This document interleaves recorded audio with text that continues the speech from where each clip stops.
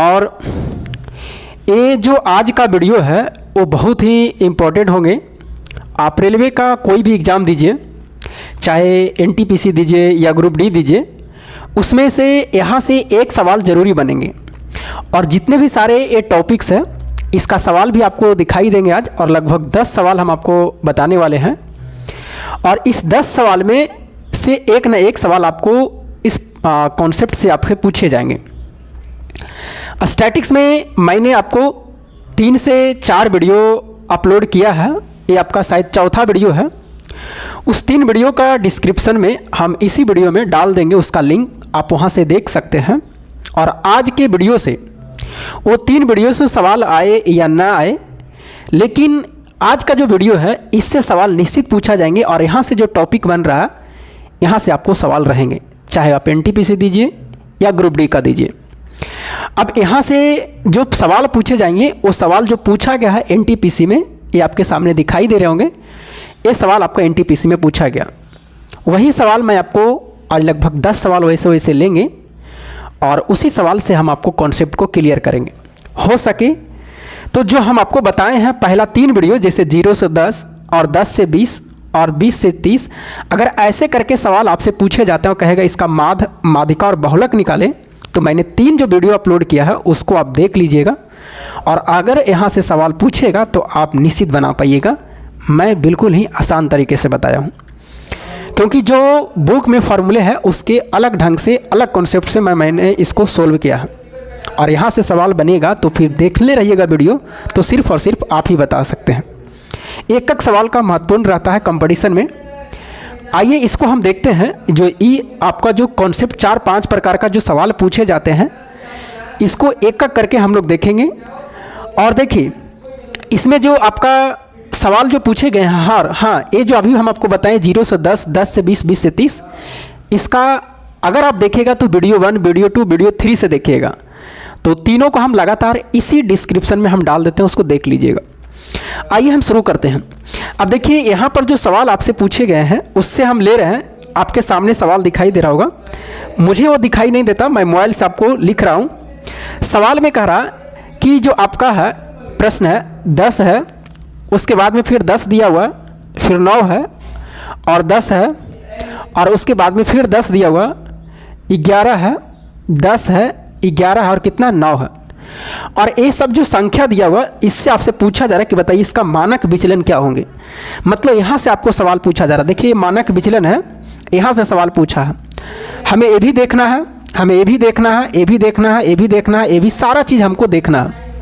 जैसे अब मानक विचलन पूछा है तो मानक विचलन आप तभी बना पाइएगा जो इस पहले इसका जो है, जैसे प्रसरण है, परिसर है, माध्य, माध्यिका, बहुलक है, अगर इसके बारे में आप जान रहे होंगे तभी बना सकते हैं, क्योंकि इसका कॉन्सेप्ट, ये सब पीछे वाला जो है उसका कॉन्सेप्ट इसमें लागू होंगे। आइए हम एक सवाल को, जैसे ये सवाल आपको सामने दिखाई दे रहा, इस सवाल से मैंने एक ही प्रश्न से, जैसे ये प्रश्न जो है, इस प्रश्न से हम आपको, आपका जो सवाल पूछा है मानक विचलन, लेकिन इस प्रश्न को मैं माध्यिका भी निकालूंगा, माध्य भी निकालूंगा, बहुलक भी निकालूंगा, परिसर भी निकालूंगा, प्रसरण भी निकालूंगा, और आपसे जो पूछा है वो मानक विचलन पूछा है, ये भी निकालेंगे, और विचलन गुणांक भी निकालेंगे। मतलब एक सवाल से सारे कॉन्सेप्ट को हम क्लियर करेंगे। इसके बाद में जो हम आपको लाएंगे वो लगभग 7 से 8 प्रश्न आपके सामने रहेंगे और उसका आप आसानी से जवाब दे सकते हैं। तो आइए एक सवाल से सारे कॉन्सेप्ट को हम सीखते हैं। सबसे पहला जो है, मान लीजिए ये जो संख्या दिया हुआ, इसको प्रश्न में आपको बहुत सारे नाम देगा। जैसे कहेगा कि एक आंकड़ा है, या कहेगा आपका एक संख्या है, 10 गो संख्या दे देगा, 15 गो संख्या दे देगा, जो भी है, या इसी को कहते हैं चरमान। क्या कहते हैं? चरमान। तो यहाँ पर 3-4 नाम से हम इसे जानते हैं।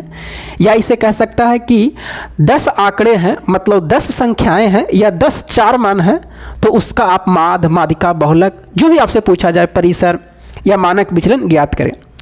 तो इसका नाम अलग अलग ढंग के आपको प्रश्न में मिल सकता है। आइए सबसे पहले हम निकालेंगे कौन सा? माध्य। अगर हमें माध्य निकालना है तो आप बिल्कुल आसान तरीके से जानते हैं, माध्य बराबर सभी संख्याओं का योग, सभी संख्याओं का क्या होता है? योग, और बटा क्या होता है? कुल संख्या। क्या होते हैं? कुल संख्या। अब बताइए सभी संख्या का अगर योग करिएगा तो ये सबको जोड़िएगा तो कितना आएगा? 90। और टोटल संख्या कितना है? तो टोटल संख्या 10 है। कितना 9 संख्या है, अगर 9 से भागा दीजिएगा तो 9 दहा कितना 90। मतलब अगर आपसे इसका माध्य पूछा जाता तो इसका आंसर कितना होते 10 होते। उसके बाद में आपसे पूछा गया कौन सा माध्यिका। एकक वाई करके हम देखेंगे। आप कॉन्सेप्ट को अच्छे तरीके से सीखते जाइए कि अगर इस सवाल से हमें इस सब सारा चीज़ पूछा जाएगा तो हम कैसे बनाएंगे। तो माध्य तो आप निकाल सकते हैं, तो माध्य बराबर सभी संख्याओं का योग बटा कुल संख्या, या इसी को कभी कभी औसत पूछता है। क्या पूछता है? औसत। तो दोनों का फॉर्मूला क्या होते हैं? सेम होते हैं। अगर हम माध्यिका निकालेंगे तो इसका माध्यिका कहता है कि सबसे पहले माध्यिका निकालने के लिए जो संख्या दिया हुआ रहेगा उसको आपको क्या करना पड़ेगा? संख्या को बढ़ते क्रम में सजाना पड़ेगा। अब कोई कहेगा सर हम घटते क्रम में सजा सकते हैं, बिल्कुल, लेकिन बढ़ते क्रम आसान होते हैं। तो ये जो संख्या पहले है इसको हम सजाएंगे कहाँ? बढ़ते क्रम में। तो सबसे पहले कौन आएगा? 9 कितने हैं? 2 गो है। उसके बाद में 10 आएगा। 10 कितने बार है? तो 4 बार लिखा हुआ है। उसके बाद में कौन आएगा? 11 आएगा। 11 कितने बार लिखा हुआ? तो 2 बार लिखा हुआ। कितने? 2 बार। अभी संख्या 9 गो था, 1 2 3 4 5 6 7 8। एगो कौन छूटा? 1 2 3 4 5, मतलब 10 5 बार है। 10 कितने बार है? 5 बार है। तो इस संख्या को हमने बढ़ते क्रम में सजा दिया। कब? जब माध्यिका निकालिएगा तब। अब माध्यिका बराबर होता है जो बीच में है। बताइए इस संख्या के बीच में कौन आ रहा है? इस संख्या के बीच में कौन आ रहा? तो इस संख्या के बीच में अगर हम देखें तो इस संख्या के बीच में देखिएगा यहाँ 10 आ रहा, तो इसका आंसर कितना हो जाएंगे? 10 हो जाएंगे। लेकिन अगर इसमें एक संख्या और जोड़ देता, जैसे 12 जोड़ देता, तो इसमें तो अब बीच में कितने आ रहे हैं? 2 गो आ रहा है। तो अब जब बीच में 2 गो आएगा, जैसे इधर मान लीजिए 4 गो हटा दिए, इधर 4 गो हटा दिए, तो बीच में कै गो बच रहा? 2 गो। और माध्यिका जो होता है वो बीच वाली संख्या होती है। क्या होती है? बीच वाली संख्या होती है। तो बीच में तो 2 गो आ रहा है, तो फिर दोनों को जोड़ करके और कितना से भागा देते? 2 से भागा देते। तो इसका आंसर भी कितना आता है? 10 और 10 20, और 2 से भागा देंगे तो कितना होंगे? 10 होंगे। तो ये 2 तरीके हिसाब से पूछा जाएगा। जो भी संख्या दिया हुआ रहेगा उसको आपको क्या करना है कि पहले आरोही क्रम में, मतलब बढ़ते क्रम में सजा देना है, और उसके बाद में माध्यिका जो होता है बीच वाली संख्या होती है। तो बताइए 12 नहीं था ही पहले, तो 9 गो संख्या था, तो बीच में कौन आ रहा था? 10 आ रहा था। जब एक संख्या और बढ़ा दी तो बीच में कै गो आया? 2 गो। फिर दोनों को जोड़ के आपको 2 से भागा देना है। ठीक है। अब यहाँ पर क्या है कि जो आप फॉर्मूले बताए थे कि सर पिछले वाले वीडियो में बताए थे कि माध्यिका निकालने के लिए फॉर्मूला होता है, इस तरह से जो संख्या था उसमें बताए थे अगर सम संख्या रहेगा, सम संख्या मतलब n सम रहेगा तो उसका होता है n/2 पद, यही बताए थे। तो वही चीज़ तो है, n/2 पद, मतलब जो बीच में रहेगा यानी सम संख्या रहेगा तो n/2 पद और n/2 + 1वां पद, और ये दोनों को जोड़ के 2 से भागा दिए थे। ये हम पीछे बार में बताए थे हम आपको। तो वही चीज़ यहाँ भी है, बस इसी को हम ठेठ हिंदी में लिख दिए हैं कि माध्यिका जो होती है बीच वाली संख्या होती है। माध्यिका जो बीच वाली संख्या होती है, और उसके बाद में अगर n विषम रहता तो विषम जो होंगे n + 1 वही क्या होंगे? 2वां पद होगा। तो है वही चीज़, बस इसी को हम ठेठ हिंदी में लिख दिए कि बीच वाली संख्या होगा। तो ये जो कॉन्सेप्ट है, इस कॉन्सेप्ट को मैंने पिछले वाले वीडियो में बता चुका हूँ। आपको सीधा याद रखना, अगर संख्या दिया हो रहे माध्यिका पूछे तो आरोही क्रम में सजा देंगे, और जो बीच में आएगा बस वही संख्या होगी। बीच में 2 गो आएगा तो उससे हम दोनों को जोड़ के 2 से भागा देंगे। वही कॉन्सेप्ट यहाँ पर ई है। आगे बढ़ते हैं। अगला है कौन सा? बहुलक है। कौन सा? बहुलक।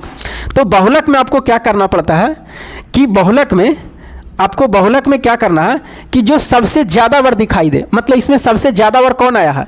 मतलब 9 कितने बार आया है? 2 बार आया है। 10 कितने बार आया? इसमें 4 बार आया है। 10 कितने बार आया? 4 बार। कितने बार? 1 2 3 4 5 बार आया। 10 कितने बार आया? 5 बार आया है। 11 कितने बार आया है? 2 बार आया है। तो बताइए सबसे ज़्यादा बार कौन आया है? जो सबसे ज़्यादा बार आएगा इस संख्या में, तो सबसे ज़्यादा बार 10 आया है, मतलब इस संख्या का बहुलक का आंसर कितना होंगे? 10 होंगे। तो माध्य भी हम आपको बता दिए, माध्यिका भी बता दिए, बहुलक भी बता दिए। अब इधर आएंगे, और ये सब मैंने पहले भी बता चुका हूँ जो पहला वीडियो में है, लेकिन फिर भी यहाँ बता दिए। अब आइए आगे जो है वो बहुत ही आपका महत्वपूर्ण है। अब इसको मिटाते हैं, अब आगे आते हैं।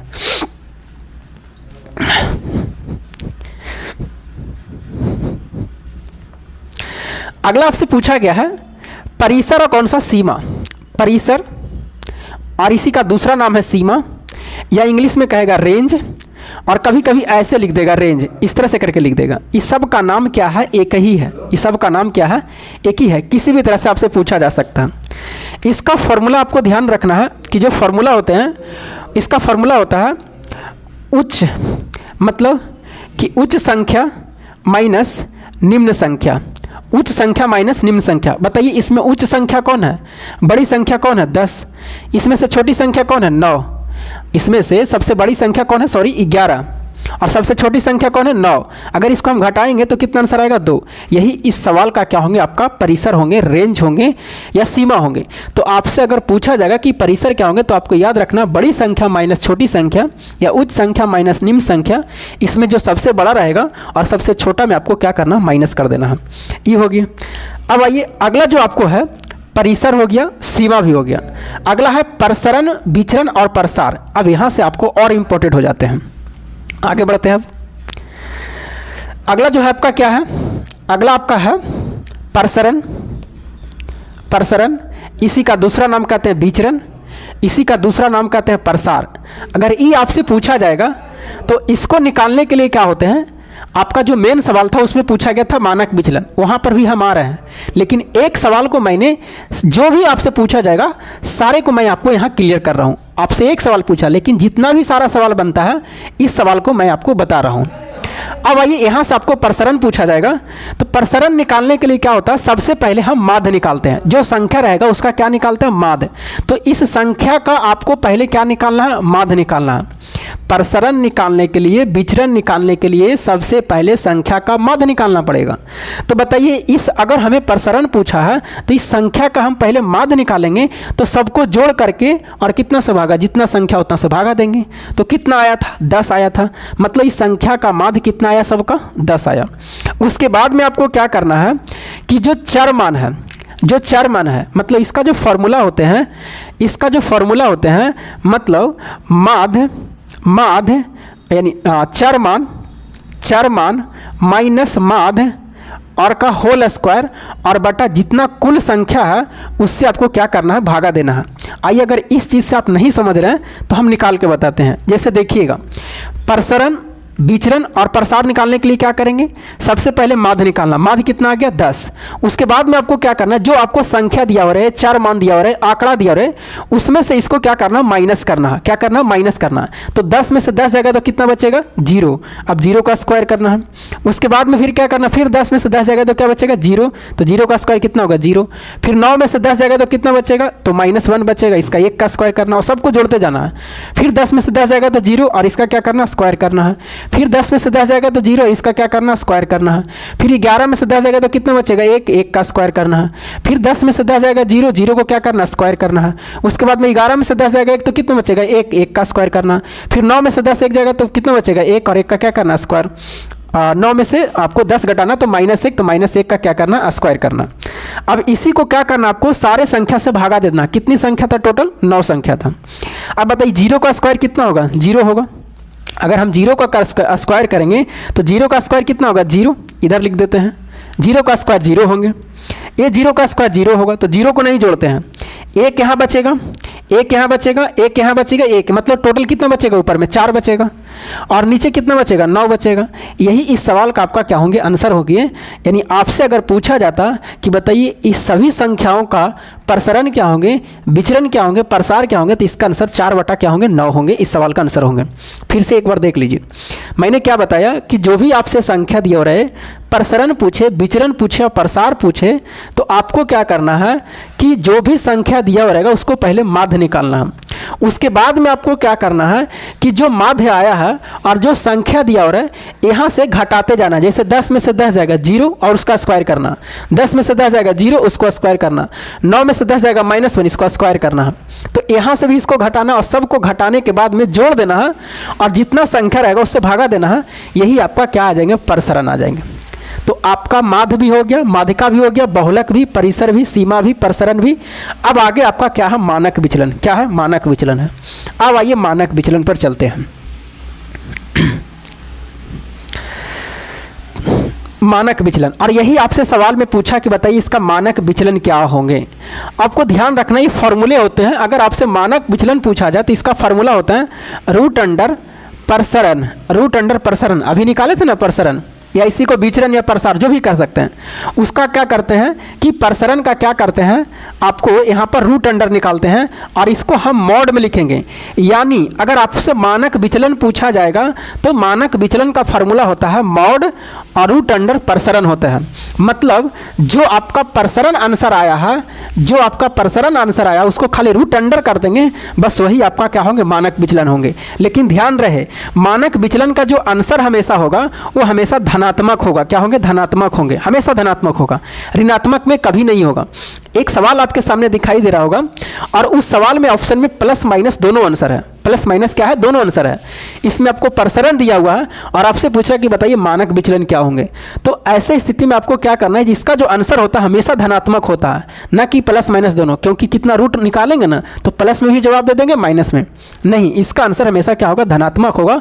और ऑप्शन में दोनों है, इसलिए सबसे ज़्यादा जो आपसे पूछे जाते हैं एग्जाम में, यहीं से पूछे जाते हैं कि बताइए मानक विचलन कैसे, मानक विचलन ज्ञात करें।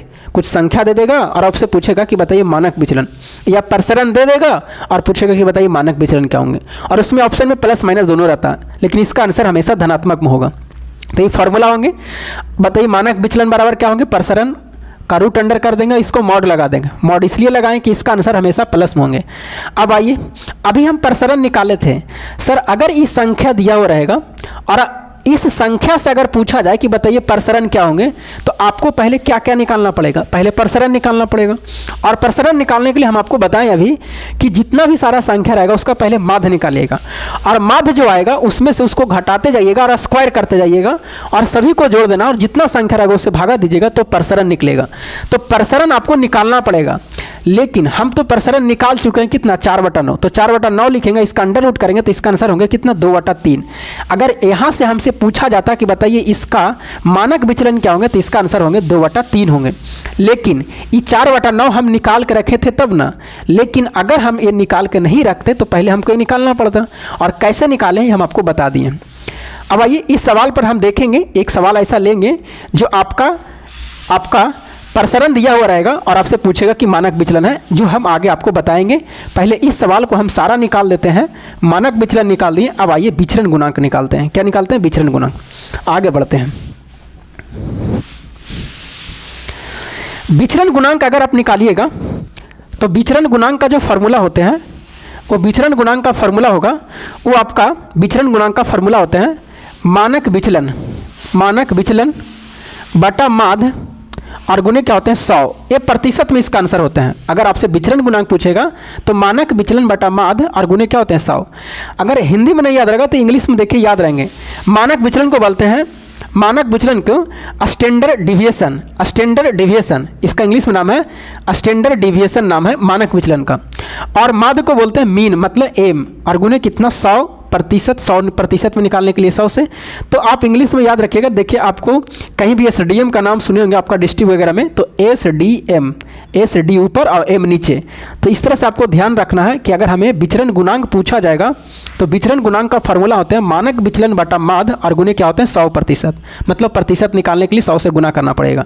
और इसका इंग्लिश में याद रखिए एसडीएम, स्टैंडर्ड डिविएशन बटा मीन, मतलब माध्य और गुणे कितना, 100% निकालना। तो इसका आंसर प्रतिशत में आते हैं।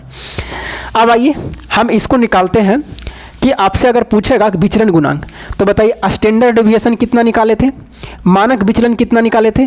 तो मानक विचलन अभी हम निकाले थे 2/3 निकाले थे, अभी निकाले थे ना इसका 2/3। उसके बाद में माध्य कितना निकाले थे, तो माध्य इसका 10 आया था। कितना, माध्य 10, और गुणे कितना, 100 होंगे, यही ना होंगे, यही होंगे।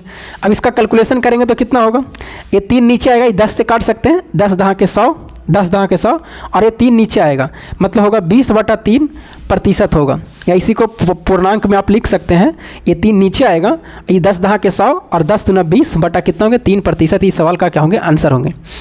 तो अगर देखिए ये सब हम निकाल रखे हैं तब ना कि 4/9 जो आप प्रसरण निकाल चुके थे। यहाँ पर मानक विचलन में फॉर्मूला है, तो इससे पहले मानक विचलन निकालते तब तो यहाँ मान पुट करते हैं, यहाँ पुट करते हैं।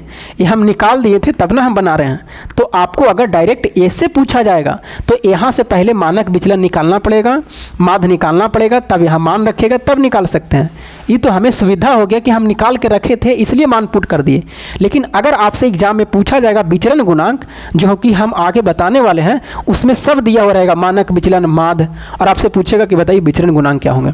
तो आपको हम ये भी बता दिए, जितने भी सारे इसमें बन रहे थे सारा चीज़ बता दिए, माध्य भी, माध्यिका भी, बहुलक भी, परिसर भी, प्रसरण भी, मानक विचलन भी और विचलन गुणांक भी। अब आइए जो आगे आपका सवाल हम ले रहे हैं लगभग 9-10, उससे आपका क्लियर हो जाएंगे।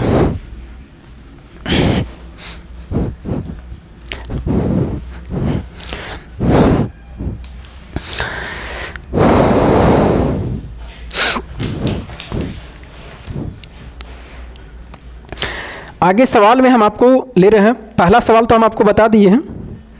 अब आइए आगे से जो सवाल है, पहला सवाल, दूसरा सवाल में देखिए आपको दिया हुआ है। पहला सवाल तो हम क्लियर कर दिए ना। पहला सवाल में आपको क्या था, तो पहला सवाल में आपका था जो संख्या दिया हुआ था उसका आपका मानक विचलन पूछा था, मानक विचलन हम आपको निकाल दिए। अब आइए दूसरा सवाल लेते हैं। दूसरा सवाल में है कि यदि जनसंख्या का मानक विचलन 4.5 है। अब देखिए दे दिया है कि मानक विचलन कितना है, तो मानक विचलन जो है मतलब इसी को स्टैंडर्ड डिविएशन कहेंगे, ये कितना है, 4.5 है। तो आपसे प्रसरण पूछा कि बताइए इसका प्रसरण क्या है। हम अभी आपको बताए थे, इसका फार्मूला बताए थे कि मानक विचलन का जो फार्मूला होते हैं, अभी हम आपको बताएं कि मानक विचलन का जो फार्मूला होते हैं रूट अंडर प्रसरण और इसका क्या मॉड बताएं, यही बताए हैं। अब आप तो कहिएगा कि सर आपने तो नहीं बताया है कि बताइए प्रसरण का फार्मूला क्या होंगे डायरेक्ट। अभी हम आपको बताए हैं कि प्रसरण जो आपको है, प्रसरण आपको जब फार्मूला जान रहे हैं, आपसे मानक विचलन पूछा है तो मानक विचलन दिया हुआ कितना 4.5 और रूट अंडर क्या लिखेंगे, प्रसरण लिखेंगे। प्रसरण आप ही बताइए, इधर रूट अंडर है, ये इधर आएगा तो क्या होगा, स्क्वायर चढ़ेगा, तो इसको हटा के हम स्क्वायर चढ़ा सकते हैं। मतलब यहाँ पर आंसर आपको प्रसरण निकालने के लिए जो मानक विचलन दिया हुआ है उसको सिर्फ स्क्वायर करना। तो 45 का स्क्वायर कितना होगा, 5×5 = 25 और 4×5 = 20 और 2 अंक के बाद पॉइंट, मतलब इसका आंसर होंगे 20-25 होंगे। तो इस सवाल का आंसर कितना होंगे, 20.25 होंगे। तो आपको यही फार्मूला से दोनों निकलेगा, मानक विचलन भी निकलेंगे, प्रसरण भी निकलेंगे। मानक विचलन का फार्मूला याद है, रूट अंडर प्रसरण पूछेगा तो मानक विचलन का स्क्वायर कर देंगे। तो यहाँ से आपको दो फार्मूले यूज होते हैं। आइए आगे बढ़ते हैं। आगे जो आपको पूछा है लगभग देखिए कितनी बारी पूछा गया है। तीसरा प्रश्न है, यदि एक जनसंख्या का मानक विचलन, फिर स्टैंडर्ड डिविएशन दिया हुआ है, मानक विचलन दिया हुआ और कितना दिया हुआ, 6 दिया हुआ, इसका प्रसरण पूछा है। अब तो आप प्रसरण निकाल सकते हैं ना, क्या होंगे, मानक विचलन का क्या कर देंगे, स्क्वायर कर देंगे। तो बताइए 6 का स्क्वायर कितना होंगे, 36। इस सवाल का क्या होंगे, आंसर होंगे। ये 16 तारीख 4वां महीना 2016 में पूछा गया है NTPC में ही। अब आगे बढ़े, अगला सवाल जो है, हाँ अगला सवाल देखिएगा, इसमें सबसे ज़्यादा कन्फ्यूजिंग होते हैं। एक डाटा दिया हुआ, डाटा का जो प्रसरण है वो आपसे प्रसरण दिया हुआ कितना, 144 दिया हुआ। आपसे पूछा जा रहा है कि बताइए मानक विचलन क्या होंगे। अब यहाँ पर ऑप्शन में प्लस माइनस दोनों है। अभी हम आपको बताए थे कि यहाँ पर सतर्क रहिएगा, यही सवाल आपसे पूछेगा, फंसाता है। तो मानक विचलन निकालेंगे तो इसका फार्मूला अभी हम क्या बताएं, मॉड और रूट अंडर प्रसरण। अब बताइए तो प्रसरण का मान कितना दिया हुआ, तो प्रसरण का मान दिया हुआ 144 और रूट अंडर मॉड लगाएंगे तो आंसर कितना होंगे, 12 होंगे। लेकिन ऑप्शन में हमेशा आपको इसका आंसर जो होंगे वो +12 होंगे, ना कि +- होंगे। इस बात को आपको ध्यान रखना है। यहाँ से सवाल पूछा जाते हैं और ऑप्शन में +-12 पहले ही ऑप्शन पर है, तो आपको ध्यान रखना। दूसरा ऑप्शन में बी है, तो इस सवाल का आंसर कितना होंगे, बी होंगे, +12 होंगे, ना कि आपका +- होंगे। और वहाँ पर हम नोट में लिखाए भी हैं कि मानक विचलन निकालना रहेगा तो इसका आंसर हमेशा पॉजिटिव में होंगे। चलिए आगे बढ़ते हैं। तो यहाँ पर आप सतर्क रहिएगा, यहाँ से जो सवाल पूछेंगे वो आपसे कन्फ्यूजिंग मत होइएगा। एक बंटन का माध्य कितना है, देखिए बंटन का माध्य कितना है, 15 है, और उसका मानक विचलन कितना है, मानक विचलन 5 है। मानक विचलन कितना, 5 है। आपसे पूछा कि बताइए विचरण गुणांक क्या होंगे, विचरण गुणांक। अभी हम आपको बताए थे फॉर्मूले, याद कीजिए। विचरण गुणांक का फॉर्मूला क्या बताए थे, विचरण गुणांक का, या इसी को बोलते हैं प्रसरण गुणांक। क्या बताए थे, अभी हम बताए थे कि कि ऊपर में मानक विचलन होगा, मानक विचलन होगा और बटा क्या होंगे, माध्य होंगे, और गुणे क्या होगा 100% लगाना। इसी को लिखे थे SD standard deviation, M mean और गुणे कितना 100, याद करने के लिए SDM। बताइए कितना है मानक विचलन 5, माध्य कितना है 15, सब चीज़ दिया हो रहेगा। माध्य निकालना है, अधिक 100 से गुना करना और प्रतिशत, 5 या 15 मतलब 100/3%, या इसी को आप लिख सकते हैं 33.1/3%, इसी को लिख सकते हैं 33.33% भागा दीजिएगा तो इसका आंसर कौन सा होंगे, सी वाला होंगे। तो ये सवाल भी आपसे क्या होते हैं, पूछे जाते हैं, तो इस फार्मूले का आपको क्या करना, ध्यान रखना। चलिए आगे बढ़ते हैं। सारा चीज़ आपसे दिया हुआ रहेगा, बस आपको फार्मूले ध्यान होना चाहिए। अगला है एक वितरण का माध्य दिया हुआ 80 और मानक विचलन, अब लिख देते हैं S, मानक विचलन स्टैंडर्ड डिविएशन कितना है 16। आपसे पूछा जा रहा है कि विचरण गुणांक, विचरण गुणांक क्या बताए थे फॉर्मूला, SDM और गुणे कितना 100%। SD का मान कितना 16, मीन का मान कितना 80, प्रतिशत निकालने के लिए 100, 16 पचे 80, 20 पचे 100, तो इसका आंसर कितना होंगे 20%। इस सवाल का आंसर होंगे जो ऑप्शन नंबर का बी में है। तो जितना भी सारा सवाल बन रहा था मैं आपको बता दिया। और एक चीज़ और यहाँ पर है कि जो हम आपको बताए थे कि बहुलक इस तरह से भी पूछा जाता है, बहुलक बराबर एक हम आपको बताए थे 3 गुने माध्यिका और -2 माध्य, ये हम पहले भी बता चुके हैं, जो 3 वीडियो बताए थे उसमें।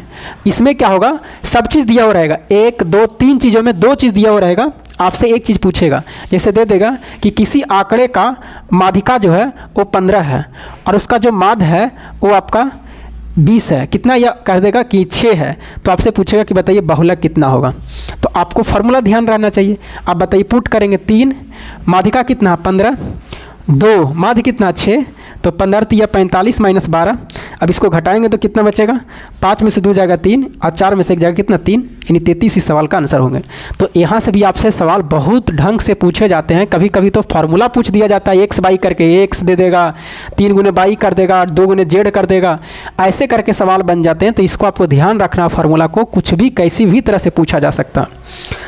तो मैंने आपको क्लियर किया और एक बार हम आपको फिर आपको चर्चा कर देते हैं कि फार्मूले का, कि एक बार आप ध्यान में रहें, अगर आपसे माध्यिका पूछेगा किसी भी संख्या का दे करके तो सभी संख्याओं का योग बटा क्या होते हैं, कुल संख्या। उसके बाद में माध्यिका अगर आपसे पूछेगा तो इसका फार्मूला क्या बताए थे, तो इसका फार्मूला आपको बताए थे, माध्यिका बराबर निकालना है तो बीच वाली संख्या होंगे, क्या होंगे, बीच वाली संख्या होंगे। अगर बीच वाली संख्या 2 गो आएगा तो उसमें दोनों को जोड़ के 2 से भागा देना है। बहुलक निकालने के लिए क्या बताएं कि जो ज़्यादा बार आएगा, जो ज़्यादा बार संख्या रहेगा, जो ज़्यादा बार संख्या रहेगा वो आपका बहुलक होगा। उसके बाद में आपको क्या बताए थे, उसके बाद में आपको परिसर बताए थे, परिसर या इसी को लिखे थे रेंज लिखे थे, या इसी को ऐसे हिंदी में रेंज लिखे थे। और इसका बताए थे बड़ी संख्या माइनस छोटी संख्या बताए थे, छोटी संख्या। उसके बाद में हम आपको क्या बताएं, प्रसरण बताएं, क्या बताएं, प्रसरण बताएं, प्रसरण। उसके बाद बताएं क्या, प्रसरण बताएं, या इसी का हम और सवाल इसका लिखे थे, प्रसरण लिखे थे, प्रसरण लिखे थे। और इसका दूसरा नाम और क्या लिखे थे, विचरण लिखे थे, क्या लिखे थे, विचरण लिखे थे। या इसी का और नाम लिखे थे, कौन सा, विचरण, या इसी का लिखे थे प्रसार लिखे थे, क्या, प्रसार लिखे थे। अगर ए निकालना रहेगा, ये तीनों चीज़ अगर निकालना रहेगा, प्रसरण, विचरण, प्रसार, तो इसका हम आपको बताए थे कि पहले संख्या का माध्य निकाल लीजिएगा। माध्य निकालने के बाद में जो संख्या दिया हुआ रहेगा चर मान, उसको में से घटा दीजिएगा और इसका स्क्वायर कर दीजिएगा। और जितना संख्या रहेगा उसको ऐसा निकाल करके और जोड़ते चल जाना है, सबको जोड़ते चल जाना है। और उसके बाद में जितना संख्या रहेगा टोटल कुल संख्या से आपको क्या करना है, भाग दे देना है। उसके बाद में आपको मानक विचलन बताए, मानक विचलन को फार्मूला क्या बताए, √ मॉड लगा देना, यहाँ क्या लिख देना, प्रसरण निकला है, क्या प्रसरण लिखना है। उसके बाद में एक फार्मूला और क्या बताए थे हम आपको, प्रसरण गुणांक बताए थे, प्रसरण या विचरण गुणांक बताए थे, विचरण गुणांक बताए थे। इसका फार्मूला क्या बताएं, माध्य ऊपर लिखना है और नीचे क्या लिखना, SDM स्टैंडर्ड डेविएशन बटा मीन और गुने क्या लिखना 100%, यानी इसी को कहते हैं मानक विचलन, मानक विचलन। और बटा क्या लिखता है, माध्य और गुने क्या लिखते हैं 100%। तो सारा चीज़ मैंने आपको बता दिया है। आपको फार्मूले ध्यान में रहना चाहिए और प्रैक्टिस करिएगा तभी ध्यान में रहेंगे, नहीं तो फिर आपको ध्यान में नहीं रहेगा। मेन है प्रैक्टिस पर। तो चलिए और भी सवाल देख लीजिएगा, कहीं से भी आप सर्च करके, या कहीं भी पूछा गया है, NTPC में पूछा गया है या रेलवे ग्रुप डी में जो पूछा गया वहाँ से आप बना सकते हैं, या यूट्यूब पर से कहीं भी सवाल रहेगा तो आप बना सकते हैं। तो चलिए फिर मिलेंगे हम आपको अगले वीडियो में, तब तक के लिए जय हिंद।